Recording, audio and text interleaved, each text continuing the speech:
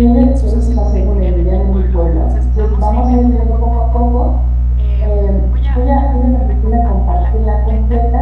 Creo que, no sé si se escucha, me pueden confirmar, por favor, si se escucha correctamente. Mil gracias. Bueno, pues vamos a comenzar sin mayor preámbulo. Y ¿por qué titulé comunicaciones de datos personales? Porque vamos a ver que por lo menos existen dos tipos y hay necesidad, y lo que siempre les comento, por lo menos a los alumnos, porque no va a dejar mentir, que lo que tenemos que empezar a hacer es a expresarnos correctamente, sobre todo cuando estamos en este tipo de medios. Entonces, hay revisiones y hay transferencias, y vamos a ver las diferencias entre cada una. Son algunas cuestiones, pues más bien sutiles, pero que conviene que nosotros vayamos identificando. En orden de cumplir nuestro objetivo puntual y nuestro objetivo máximo, que es como sujetos obligados, que es justamente la protección de los datos personales, pues de las personas de las que ponemos ahí los récords, los registros, ¿no? Y que pues ese debería de ser nuestro objetivo. Entonces, bueno, un breve sumario de lo que vamos a tocar en esta próxima hora, pues las figuras que intervienen en el tratamiento de datos personales a manera de recordatorio, que son las transferencias, que son las remisiones, algunas características y diferencias, de qué manera las vamos a hacer y cuáles son las bases legitimadoras. Y al final, obligaciones del responsable y algunas buenas prácticas que nos recomiendan tanto el Instituto Nacional de Transparencia de aquí en México como la Comisión Europea de Protección de Datos Personales. Y lo quiero poner así en contraste para que vean y para que podamos apreciar pues la diferencia que hay. No digo que unas estén bien, otras estén mal, pero para que podamos alcanzar incluso apreciar la problemática que tenemos al transferir datos personales al extranjero o que nos hagan esa transferencia a nosotros, ¿no? Lo veremos más adelante. Bueno, de manera rápida, esto ya lo sabemos todos, cuáles son las figuras que intervienen en el tratamiento de datos personales. Bueno, titular, ya sabemos que es pues, la persona que es dueña de sus datos personales, de esa información, y que en el ejercicio de su derecho de autodeterminación informativa, pues bueno, decide compartirlos, ¿no? A veces en un ejercicio no muy responsable y decide compartirlo a veces con algún responsable que tal vez no lo vaya a cuidar muy bien, pero bueno, es en cuanto a la cuestión de qué estamos haciendo para capacitar a titulares y que tomen decisiones libres, informadas y responsables, pues será otra historia, y creo que nos daría para otras horas de charla seguramente. El representante es una figura muy importante que ahora les platico algo que justamente me acaba de pasar un trabajo la semana pasada para que vean la importancia del representante, ¿no? Que, bueno, va a actuar a cuenta y en nombre del titular. Obviamente pues tendrá que ser una persona que esté en su confianza, pero que no por ello pues tenga intereses ahí, bueno, conflicto entre los intereses del representante con el titular, ¿no? En donde vemos la figura del representante, pues bueno, se identifican, eso lo podemos identificar perfectamente con cuestiones de derechos civiles. No necesariamente tomamos esta figura, digamos, está del derecho civil, ¿no? Entonces, pues el representante pues no será pues, de los menores de edad, los menores de 18 años, en ese caso para los doctores en un momento dado. Si tenemos a una persona que tiene pues una sentencia por pues, una incapacidad, que está después de un juicio de interdicción, bueno, pues tendrá su representante también ahí nombrado. Pero también una persona física, una persona física pues puede tener en pleno uso y goce de sus capacidades pues intelectuales, también sus capacidades legales, pues puede tener un representante que actúe a su nombre y a su cuenta, ¿no? Por la razón que ustedes quieran, porque me es más cómodo, porque pues yo no sé de protección de datos en este caso, porque me da flojera ir al juzgado, no lo sé. Entonces, bueno, tenemos este representante. Les cuento rápidamente que la semana pasada pusimos acá en un trabajo una solicitud de protección, una solicitud de acceso a datos laborales. Normalmente nos piden una especie como de constancia aquí en arbitraje médico para que demos cuenta que no han estado involucrados pues en algún asunto con nosotros, que bueno, si no saben, pues aquí no somos ni juzgados ni nada, pero bueno, en el extranjero este tipo de constancias son muy valiosas porque somos una instancia mediadora que pues en otros países no existe. Entonces, pues es muy valioso que no hayamos tenido, que no hayan tenido, ¿no?, los médicos o los profesionales de la salud, pues este tipo de, pues, mediaciones, conciliaciones y arbitrajes con nosotros. Entonces viene una persona y nos pide algo a cuenta de su hijo y se le pide la carta poder, ya sea simple o notariada, como saben que lo menos nos lo permite, a que me diga algo, y pues no la traen, y por eso tienen el documento, pues lo de lo que le explicábamos justamente, los proveedores, proteger a los intereses de su hijo, ¿no? Porque por mucho que sea su hijo, pues hemos visto y se han dado casos en el que pues no hay, no hay autorización para que esta persona mayor de edad, en pleno uso y goce de sus capacidades y de sus facultades mentales, requiere que alguien de su familia se entere de este tipo de asuntos, ¿no? Hago reminiscencia de una sentencia que tuvo lugar por ahí en 2016, 2017 en España, si no me recuerdo con Galicia, de una persona que condenan por estar entrando a la historia clínica de su hija, cuando pues ella ni siquiera dio permiso, ¿no? Esta persona tiene la característica de trabajar en el mismo centro, pues en el mismo centro sanitario donde su hija se atendía de algunos padecimientos psiquiátricos. Entonces la señora fue pues condenada por sentencia en contra. Entonces este tipo de detalles que no se deben de soslayar y debemos de tenerlos muy presentes, porque es un seguro. Nosotros le explicamos a esta persona, es un seguro para usted y también es un seguro para la institución, ¿no? Seguro usted se está llevando los documentos y de forma legalmente obtenidos, vamos así tal cual, y perdón la redundancia, así tal cual con todas las de la ley, pero también nosotros nos aseguramos de que primero, si el objetivo primordial aquí es la protección de los datos personales del titular, ¿no? Uno, quien los obtuvo, quien tenía que obtenerlos, que no los conoció, quien no tenía que conocerlos. Pero también es un seguro para la institución. Entonces, más que ejercer una práctica profesional defensiva, vamos a tomar ese término de la medicina defensiva, lo vamos a tomar prestado para acá.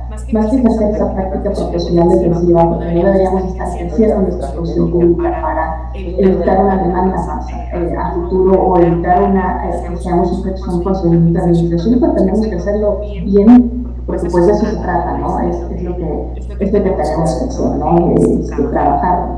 Trabajar de acuerdo a nuestra diseño institucional. Después trataremos de ese tema, pero bueno, aprovecho para disculparme si mis ejemplos son muy enfocados al sector sanitario, en donde yo me desarrollo, pero trataré de que no lo sean tan. Bueno, estos dos, pues ya sabemos que ejercen los derechos ARCO, y lo vamos a dejar ahí. Y estos tres son los que vamos a ver involucrados y que tienen mayor protagonismo el día de hoy con nosotros, que nos incumbe hoy. El responsable, pues, es la persona, es la figura más bien que recaba datos personales para que se le dé tratamiento de acuerdo a ciertas finalidades que son de su interés, ¿no? Y que son previamente establecidas. Más adelante vamos a ver también cuáles son las obligaciones de este responsable de acuerdo a transferencias y revisiones, y se van a dar cuenta que ya las conocen, porque en general pues son pues muy reiterativas con las que ya sabemos, ¿no? Después de dar tratamiento, por ejemplo, de acuerdo a los principios y obligaciones que las leyes establecen, etc. Y el encargado lo hace, el encargado da tratamiento a cuenta del responsable. Normalmente cuando se da o cuando se tiene la figura de encargado es porque pues a veces no tenemos las condiciones técnicas o las condiciones de logística para llevar a cabo el tratamiento, y entonces el encargado suele ser una persona pues especializada para hacerlo, ¿no? Y esta relación, esto quiero que lo tengan muy en cuenta, la relación entre el responsable y el encargado tiene que estar siempre fijada, o tiene que estar reflejada siempre a través de un instrumento jurídico, pues que podamos en un momento dado elaborar para decir, bueno, aquí está pues formalizada esta relación, y por eso se está dando cuenta el encargado, ¿no? Por eso está el encargado dando cuenta del tratamiento de los datos personales. Lo hará, por supuesto, en los términos que el responsable dé. Y el tercero, pues es una figura que también da tratamiento de los datos personales, pues a su cuenta, para sus intereses, pero que es distinta del responsable encargado y también del titular y su representante. Y lo tenemos aquí sobre todo para que veamos la diferencia entre las emisiones y las transmisiones. que lo vamos a ver justamente en esta diapositiva. Entonces, bueno, les puse esta ilustración para que vean que la transferencia y la revisión ambas son comunicaciones de datos, como decíamos en el título de la diapositiva, ambas son comunicaciones de datos y la diferencia, bueno, tienen otra semejanza que es dentro o fuera del territorio mexicano, como por eso les quise dejar esta ilustración, pero la diferencia principal estriba que mientras la revisión es una comunicación de datos entre el responsable y el encargado, que recordemos que ya tienen su relación jurídica bien establecida en el instrumento correspondiente, la transferencia se da desde el responsable o encargado, el transferente, a una persona distinta de estos tres, del titular, responsable, encargado, a un tercero receptor. Y también puede ser dentro o fuera del territorio mexicano. Entonces, para dejarlo en términos lo más simple posible que se pueda, la transferencia y la remisión son ambas comunicaciones de datos que se pueden dar dentro o fuera del territorio mexicano, y la diferencia estriba en que la remisión son comunicaciones entre el responsable y el encargado. Y esas comunicaciones, bueno, pues se tienen que dar para que el encargado lleve a cabo su labor. Pero la transferencia se hace a una persona distinta, a un tercero receptor, a una persona distinta del responsable, encargado, titular, a un tercero receptor. ¿Para qué? Bueno, para muchísimas cosas, ¿no? Les decía, mis ejemplos son enfocados mucho al área sanitaria, pero aquí se me ocurre, por ejemplo, un ejercicio del derecho de portabilidad. Como yo como paciente, pues a lo mejor llego a la consulta de, no sé, por decir un ejemplo, de un traumatólogo, pero necesito una interconsulta, y mi traumatólogo, pues como es médico, no tiene muchos conocimientos tecnológicos, pero me encargado de generar todos estos problemas del software, de las medidas de seguridad, todo lo que vamos a ver a continuación, pero necesito una interconsulta porque pues a lo mejor necesito una cuestión de una subespecialización que mi traumatólogo de cabecera pues no tiene. Y entonces yo pido que se aporten esos datos personales, ¿no? O incluso si yo pido que se aporten, pues yo llego y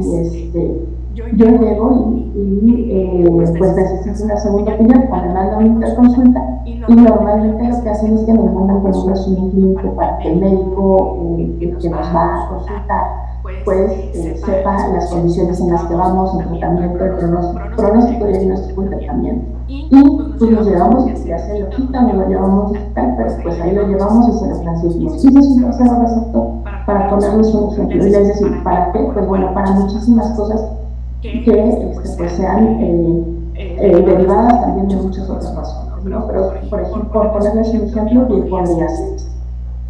Bueno, tenemos bases legitimadoras. Y se las quise poner así, porque normalmente nosotros pensamos en el consentimiento como si fuera una llave mágica. Y el consentimiento pues solo es una de las bases legitimadoras, es una de las cuestiones que nos dan, una de las bases que nos van a dar pues permiso para hacer ese tratamiento de datos, pero no lo es todo. Estos números que les pongo son los, les he dicho, porque no eran parecidos, son los artículos en que ustedes pueden encontrar de la legislación de la Ciudad de México, después toda esta información que les explico.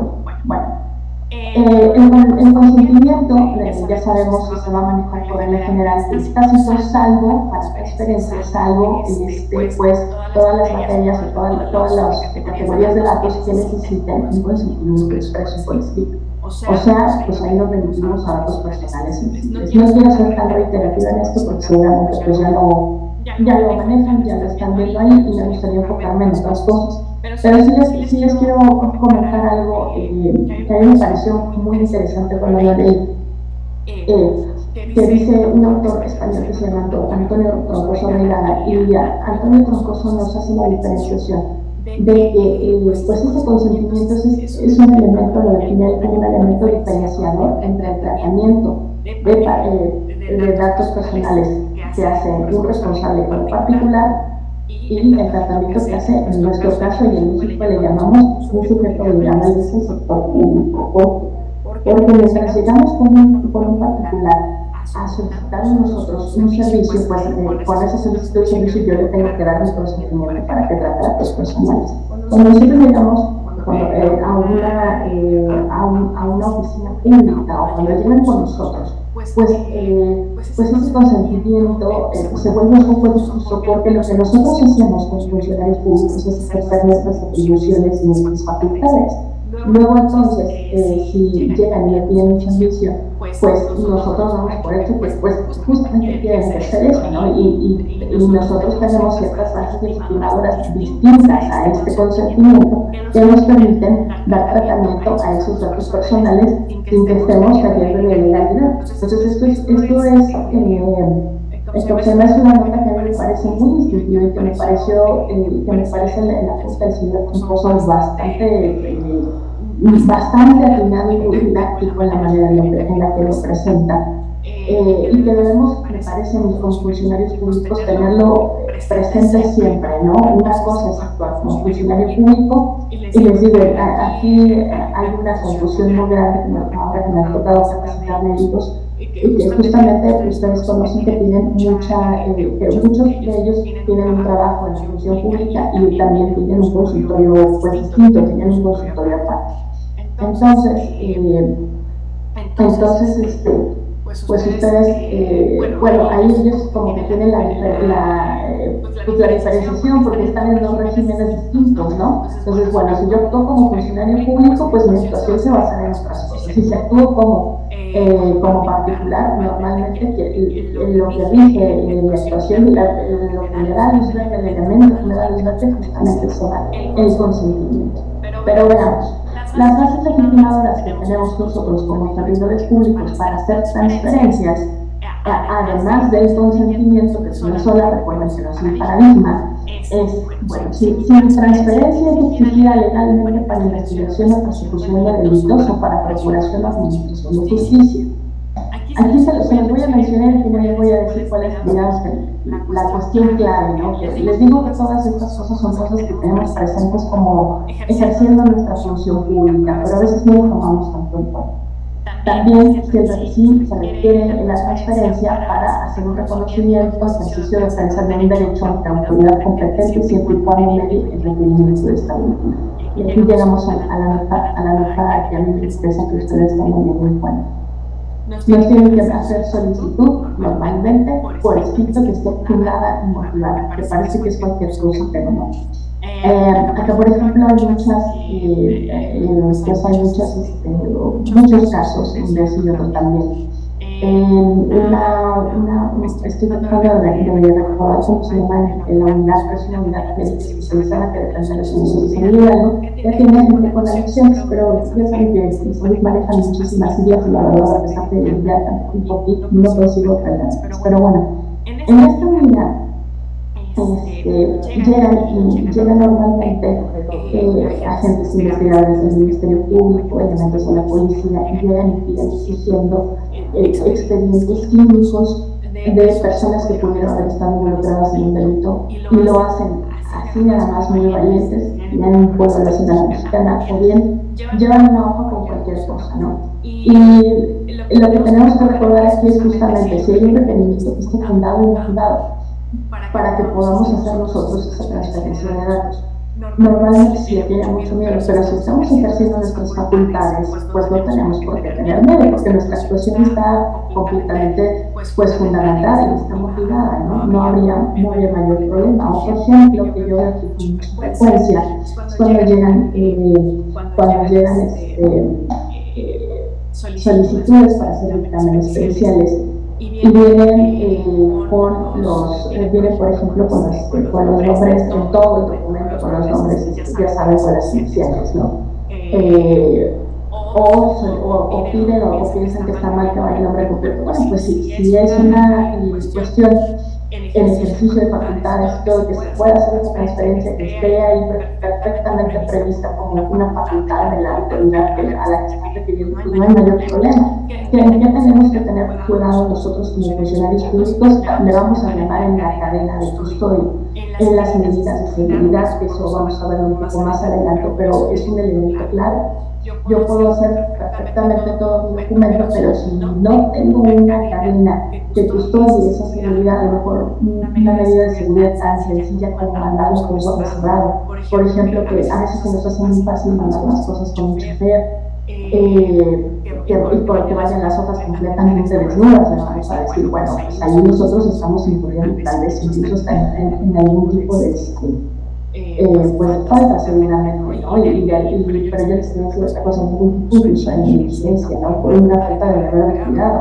A lo mejor se puede ir la hoja tal cual, así como yo la tengo, pero pues bueno, la llevo yo, que soy la única facultada de conocer información y se la entrego a las personas que se facultada de conocer ese tipo de cosas. Bueno, también tenemos como base legitimadora si la transferencia es necesaria para prevención o diagnóstico médico, prestación de asistencia sanitaria, tratamiento médico, la gestión de servicios sanitarios, siempre que sean acreditados. Y el ejemplo que les decía, pues creo que me parece que es muy bueno, o por ejemplo cuando nos mandan un segundo un tercer nivel en la misma institución, etcétera, ¿no? Entonces eso puede ser un ejemplo muy claro. También si es necesaria para el mantenimiento y cumplimiento de una relación jurídica entre responsable y titular.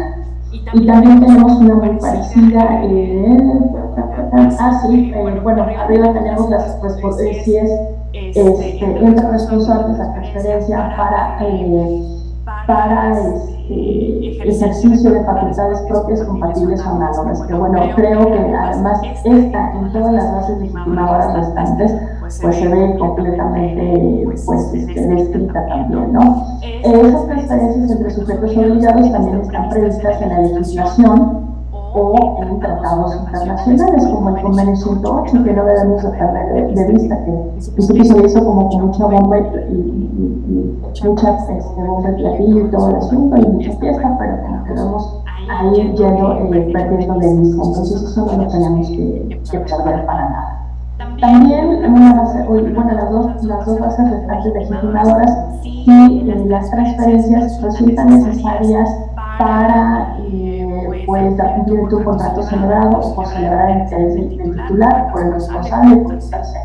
Y también si de acuerdo al artículo 16 de la ley de la Ciudad de México, pues no está obligado a recabar el consentimiento del titular para el tratamiento y transmisión de sus datos personales, pues yo no tengo por qué pedir este consentimiento. Y como ya se dieron cuenta, pues tenemos 8 bases legitimadoras con las que perfectamente yo puedo dar tratamiento y puedo hacer una transmisión de datos personales sin mayor problema porque estoy facultado y no tengo que estar mediando del consentimiento.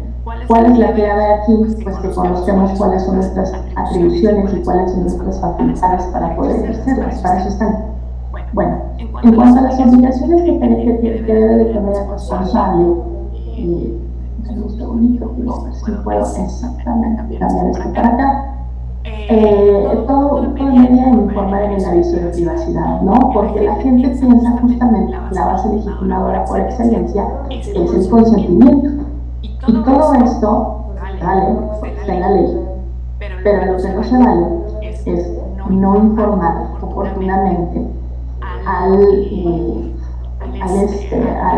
titular o al representante legal. ¿Qué tenemos que informar? Además de todo lo que ya sabemos que incluye el aviso de privacidad, pero para esta cuestión de transferencias en particular, tenemos que informar quién es el destinatario de los datos, cuál es la finalidad de la transferencia, y los mecanismos y medios para manifestar la negativa de transferencia, siempre de forma previa a obtener el consentimiento. Eso es muy importante, porque hay veces que llegamos, por ejemplo, un ejemplo de obtención de datos personales con consentimiento viciado. Llegamos y nos hacen un filtro sanitario. Yo lo hacemos mucho por acá. Nos hacen el filtro sanitario de su temperatura y todo. Ha tenido síntomas pues congestión nasal, todos ya sabemos que nos hacen el filtro sanitario. No, pues que no. Bueno, sí puede pasar. No llama la gente, firmen aquí de que me consintió hacerme el filtro. O sea, espérate, llegas y te empiezan a preguntar, pues a lo mejor contestas por inercia, pero nunca te están diciendo que están recabando sus datos personales, para qué, etcétera, ¿no? Entonces, parece un ejemplo muy tonto, pero como esos hay muchísimos. Y esta cuestión de la información particularmente, ahora que pues yo que llevo ya varios años trabajando con el trabajo médico, es una cuestión total, de verdad que sí, a lo mejor estoy devolviendo un poco la magnesia con la gimnasia, pero Yo lo veo aquí, ¿no? De verdad que antes me tocaba mucho más a hacer orientaciones en público y yo creo que yo les puedo asegurar que no pasaba una sola en la que nos dijeran, es que si el médico me hubiera dicho esto, es que si me hubieran explicado aquello, yo no hubiera aceptado la cirugía, yo no estaría aquí, o incluso dentro de las conciliaciones, ¿no? Que la gente se conforma con esa información que el médico le da. Y se los quiero poner de ejemplo para que lo tomen muy en cuenta, porque la información, dar información a tiempo que sea oportuna, que sea veraz y que sea sobre todo legible para las personas que le están recibiendo en los términos adecuados, puede ser toda la diferencia entre tener un problema después o no. Y muchas veces pues les damos el aviso de privacidad que no sabemos ni siquiera nosotros qué alcances tiene y todo lo demás, pues ya se enteró, sí, ¿verdad? Es que sí hay que pedir consentimiento y como pasan los consentimientos para cirugías, que es otro tipo de consentimiento informado, pero el consentimiento aquí medio nos explican, pero no sabemos ni qué nos van a hacer. Fíjame porque si no me la puedo operar de urgencia. Entonces, ese tipo de cuestiones, y se los pongo a lo mejor con un ejemplo muy, pues no sé, tal vez muy extremo, pero que vemos aquí en el arbitraje médico, la cuestión de la información de verdad que les puede hacer toda la diferencia. Digo, más allá de que sea nuestro deber, hace toda la diferencia informar de manera oportuna. Entonces yo los invito a que no se salten ese paso y además a que tengan gente que pueda estar pues aclarando las dudas lo más posible, ¿no? Dedicada a aclarar las dudas y que estemos capacitados, que tengamos atención al público justamente para eso, para atender al público con muchísima sensibilidad y para pues aclarar las dudas con toda la unidad, porque a lo mejor para nosotros puede ser muy sencillo, pero como me decía el maestro hace varios años, cuando estaba empezando a aprender a hacer resoluciones, cuando estuve en el Instituto de Transparencia, empezaba a hacer resoluciones de recursos.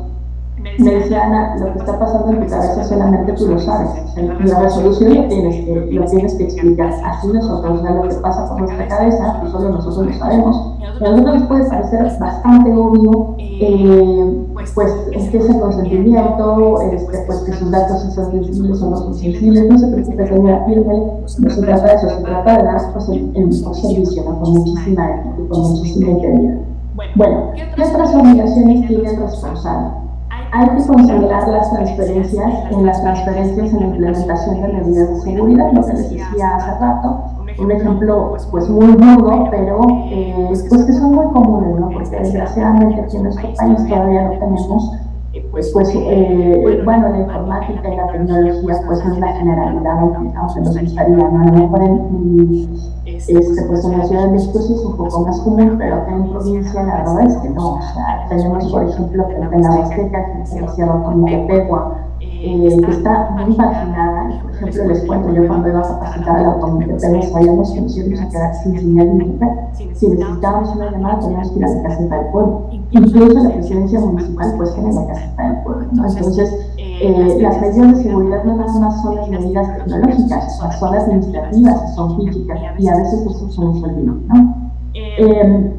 Bueno, les decía algo tan sencillo como incluso hacer un respaldo de información de manera más frecuente. Por ejemplo, no escritores, no guardan los respaldos a la fuente de información, algo tan sencillo como eso. También el responsable pues tiene que indicar las transferencias previstas en su aviso relativo a la creación o modificación de sistemas de datos personales que se tiene que publicar en la Gaceta Oficial de la Ciudad de México. Estas que me encontré yo que son completamente pues, diferentes de cosas que tenemos en otras entidades federativas y que aplaudo que tengan todo esto, que se haga público todo esto, que añadan transparencia al tratamiento de protección de datos, pues, siempre va a ser positivo, ¿no? También como responsables tienen la obligación de incluir esas posibles transferencias en ese registro de sistemas de datos personales que se habilita por el instituto que hoy nos acoge en esta manera. Y también pues tiene que garantizar el derecho de acceso para que el titular del representante conozca la información relacionada con la transferencia de sus datos personales. O sea, primero les informamos cuáles son los datos que recogemos, que se van a transferir, a quién se van a transferir, por qué se van a transferir, y más adelante pues el titular representante necesita saber o necesita incluso recordar, porque a veces pues, bueno, no nos acordamos de todo, ¿verdad?, lo que tenemos involucrado ahí, cuáles son mis datos personales que están transfiriendo y para qué y cómo, todo esto, bueno, pues se le tiene que garantizar ese derecho de acceso, ¿no? Y todos los demás, pero bueno, enfocándonos en el derecho de acceso. Otras obligaciones que tiene el responsable es formalizar las transferencias, perdón.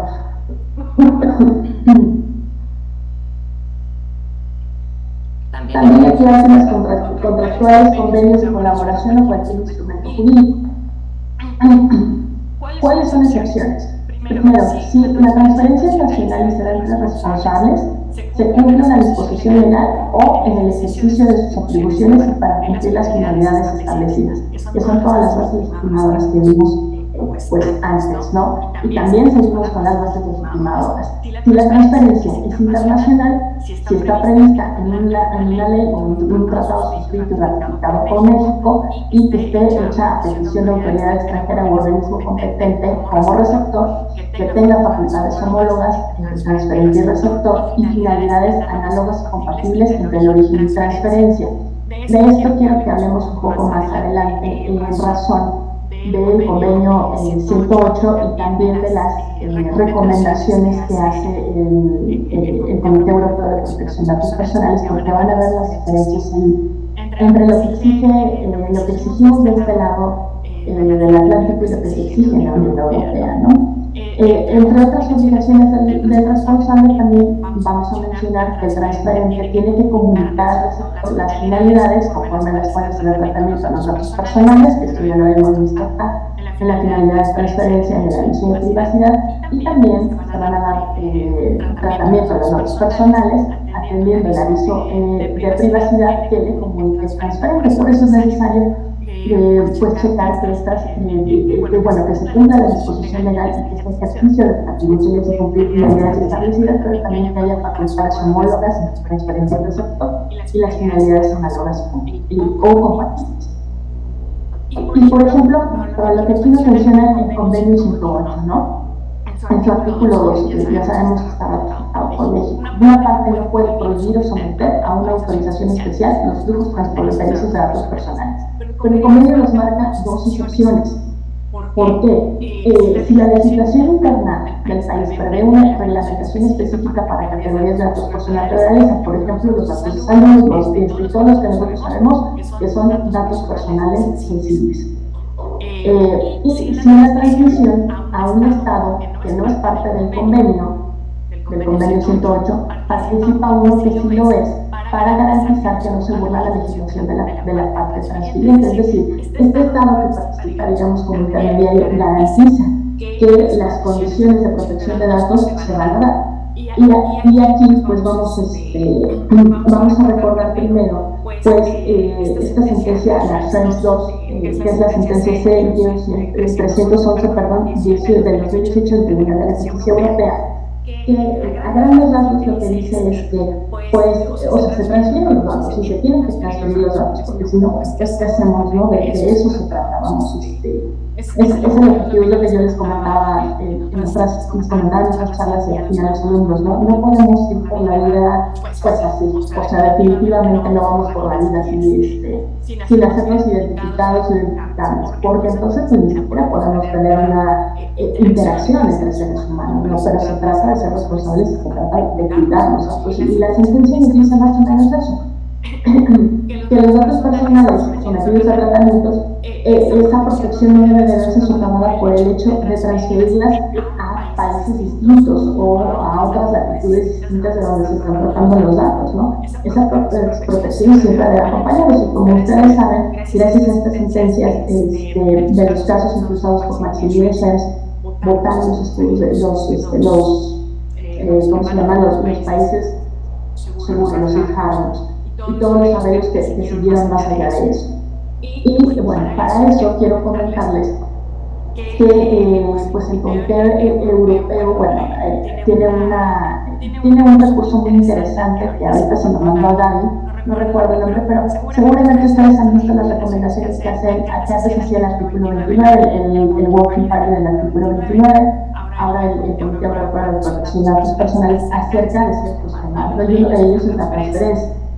La transferencia, ese documento, bueno, antes de decidir, esos documentos a mí me gustan mucho porque vienen muy didácticos y me recuerdan mucho al Museo de cierto presidente, que recuerdan lo que el presidente quiso decir. Bueno, pues lo que la legislación quiso decir nos lo explica la Comisión Europea de Protección de Datos a través de este tipo de documentos.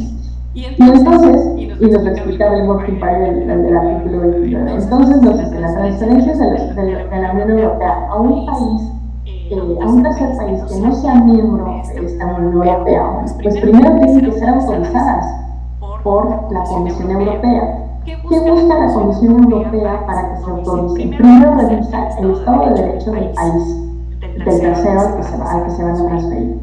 También, si tienen un respeto irrestricto o en qué nivel a derechos humanos y libertades fundamentales. ¿Cuál es la legislación de la materia, si existe y cuál existe y en qué condiciones está? Y por supuesto, ahí regresamos al punto 1, que es el cumplimiento del Estado de Derecho. La existencia y funcionamiento de autoridades de control independientes, también si hay compromisos internacionales firmados, como en este caso el Convenio 108, por citar solamente un ejemplo, y esta decisión se revisa por lo menos cada 4 años. Y entonces es allá donde se establecería que hay un tercer país, pues que aunque sea no miembro, pues bueno, es seguro mandarle este tipo de información porque cumple con los estándares que la Unión Europea está exigiendo, ¿no? Y bueno, ¿cómo cumplimos con ese tipo de estándares? Perdón.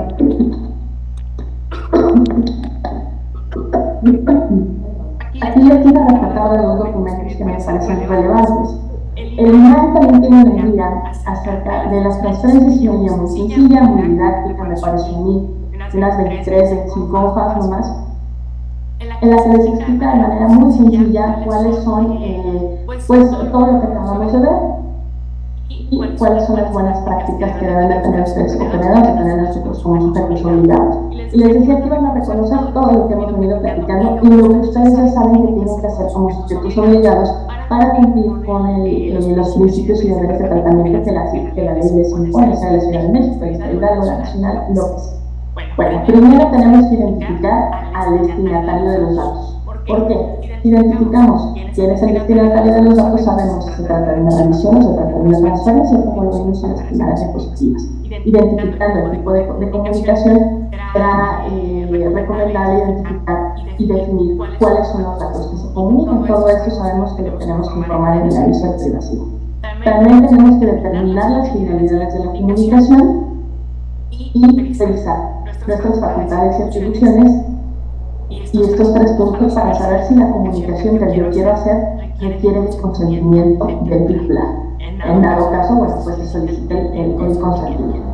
Se informa al titular de los datos acerca de la comunicación. Y también tenemos que facilitar mecanismos para otorgar el consentimiento en caso, ojo, de que nuestras facultades y atribuciones pues nos lo permitan, y de que los datos pues ya sabemos que no sean necesarios para seguir proporcionando ese servicio, ¿no? También tenemos que formalizar, y exactamente recomendable que lo hagamos en cuestiones de evidencia, sin que les digo que esto sea una práctica de servicio público de felicidad.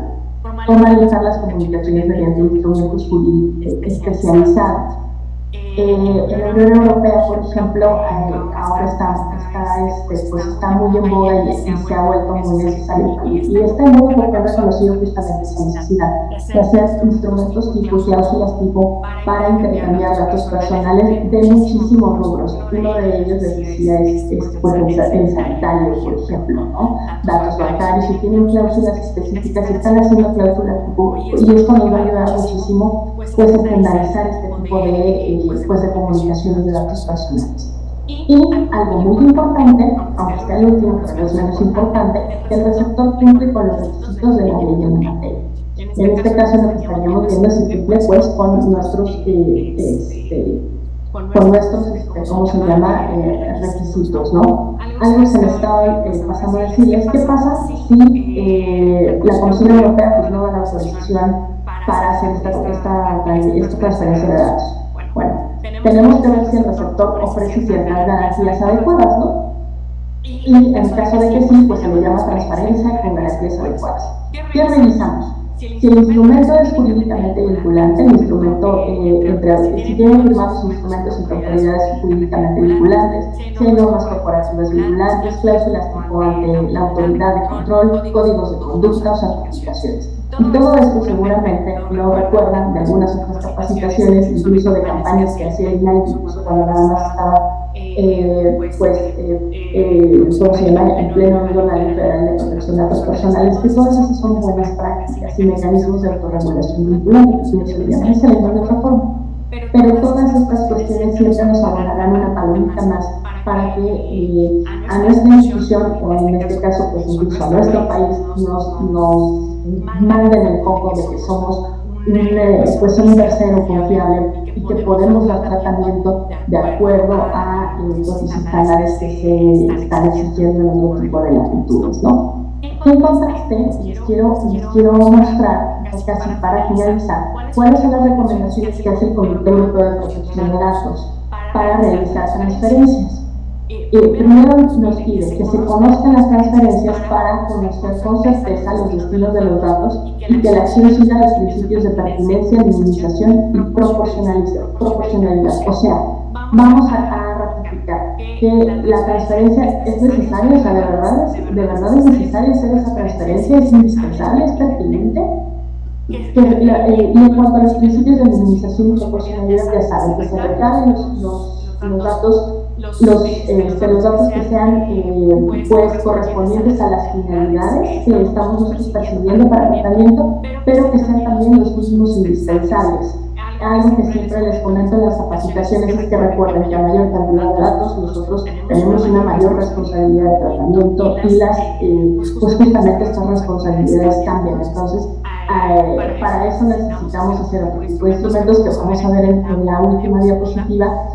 Y bueno, ahí lo explicaremos, ¿no? También el Comité Europeo nos recomienda verificar la esencia del instrumento jurídico en el que se basa la transferencia, si el país ya fue calificado como adecuado o en su defecto, hacerlo con la referencia del capítulo 5 del Reglamento 2016-679, que no es otra cosa que el Reglamento General de Protección de Datos Personales. También nos recomienda evaluar si la legislación de tercer país es pertinente y equivalente a la europea, con todos los requisitos que yo les acabo de decir hace rato, y además hay que verificar las prácticas de las autoridades encargadas de garantizar el derecho de protección de datos personales. Recuerdo lo que les comentaba: Estado de Derecho, respeto a las libertades básicas, legislación de materias y la legislación de la materia no se lo necesita. En qué condiciones están y si de verdad hay un cumplimiento irrestricto, ¿no? Si llegamos a todas esas etapas, incluyendo la sanción para rendir cuentas, por ejemplo, ¿no? También otra recomendación es que en caso de no contar con ese nivel de equivalencia que sea suficiente a la normativa de la Unión Europea, se adoptan medidas necesarias para lograrlo, lo que incluye cualquier procedimiento formal. Lo que les explicaba hace unos minutitos apenas, ¿no? Todas estas buenas prácticas que nosotros identificamos como certificaciones, cursos, instrumentos de autorregulación que sean vinculantes, registro de cloud. Y al final, si todo eso no fuera suficiente, pues nos recomiendan evaluar una vez más, tantas veces como sea necesario, todo lo anterior en intervalos suficientes para que nos permita a nosotros pues garantizarle al titular de los datos que justamente sus datos están a salvo, ¿no?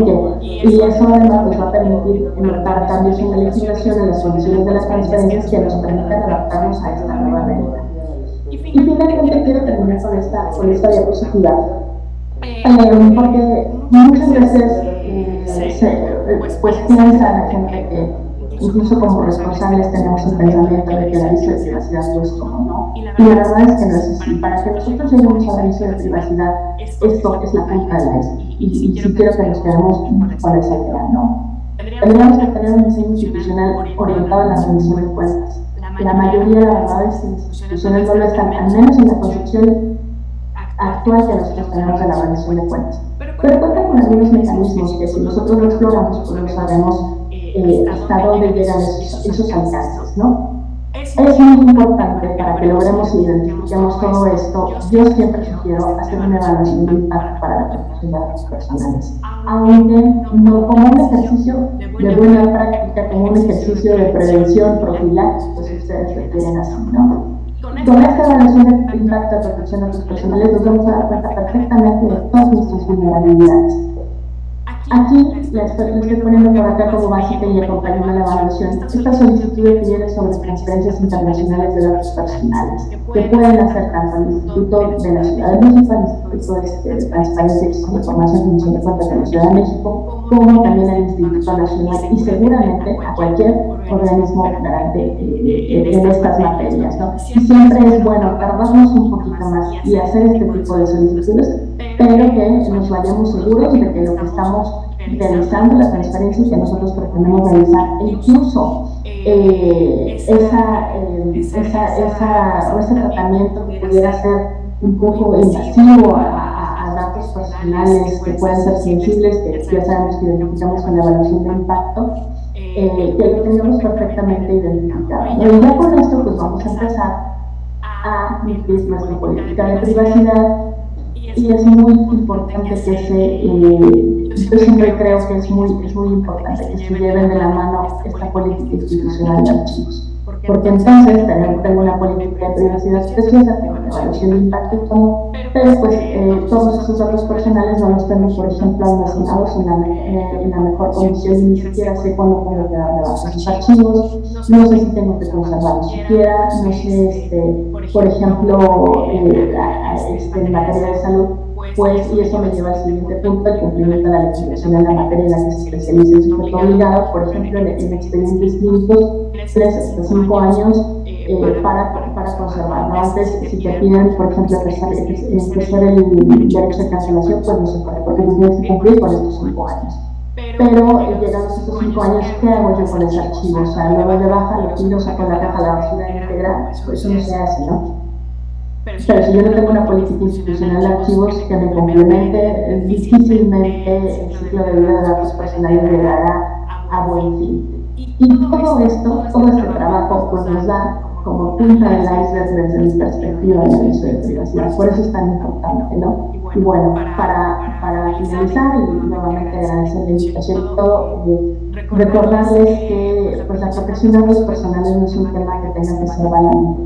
A diferencia de lo que muchos creen, tal vez interponen el recurso correspondiente, que me paguen, etcétera, todo va a estar bien, no es cierto, porque lo que estamos buscando aquí es proteger la información y proteger la privacidad.